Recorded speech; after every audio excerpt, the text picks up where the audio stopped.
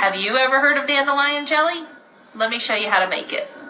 First thing first, find a field of dandelions, preferably away from the roadside and dog parks. You want them to be as clean as possible.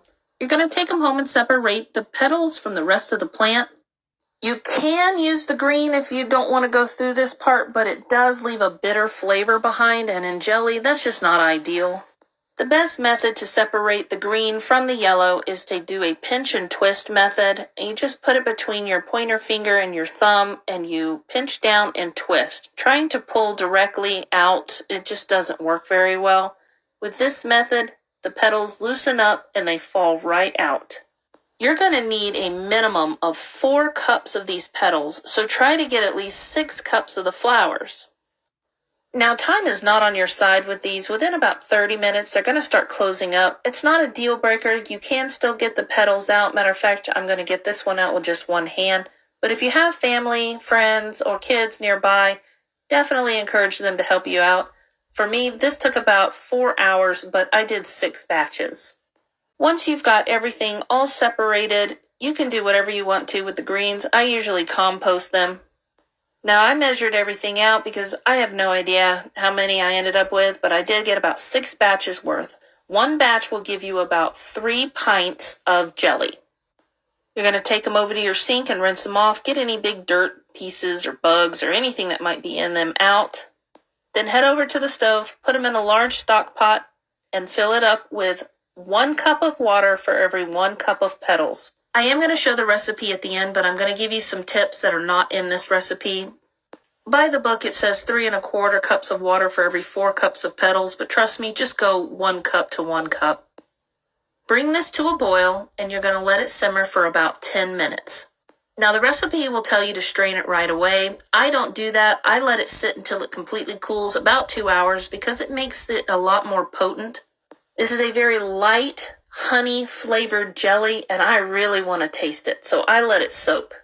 Strain it off using a muslin cloth or any kind of cloth that you've got. Squeeze all those juices out. You're going to need every bit of it. Now, from here, you're going to measure out 3 cups of that liquid, 2 tablespoons of lemon juice, and 1 package of pectin, or 1.75 ounces.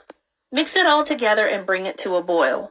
Once it starts to boil, you're going to add 4 1/2 cups of sugar and mix it up really well. Do not stop stirring. This could take up to 5 minutes, so tag team with somebody if you need to. Switch arms, but don't stop stirring because the pectin will not set.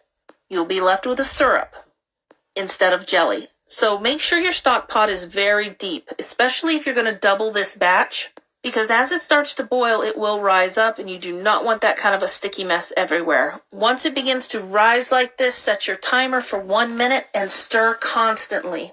Now, if you do this and your pectin doesn't set, you're still left with syrup. There are 2 things you can do. You can reprocess it by heating it up, letting it go for 1 minute, just like you see me doing here, and then try to jar it up again.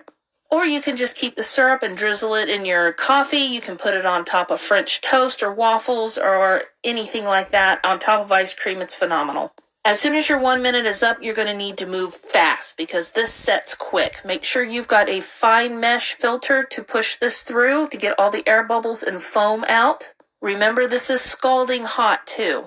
Please do not burn yourself. Because of how sticky everything is, I'm going to use vinegar to wipe down these rims. So you can see my little tester pieces there as well. I like to let neighbors try it out if they've never had it before. Put on your lids and rings, and if you are not going to water bath can, you are done. Put them in your fridge. Congratulations, you've just made jelly, or if it didn't set, then you've made a nice syrup. If you want these to be shelf stable, if you're making a bunch of them, you're giving them away to friends, I'm going to show you what to do for that. Because of the lemon juice and the sugar content, this can be water bath canned. You're going to put them in hot water. You're going to make sure that water is at least 2 inches above the top of your jars and bring it to a boil. Processing time is 10 minutes, but you might have to add time depending on your elevation. I have to add an additional 10 minutes for a total of 20 minutes. Then set them somewhere where they do not have to be touched or messed with for 24 hours and you're good to go. Screenshot this recipe, use it, enjoy it. If you make it, please let me know how it turns out. We do this every year and love it.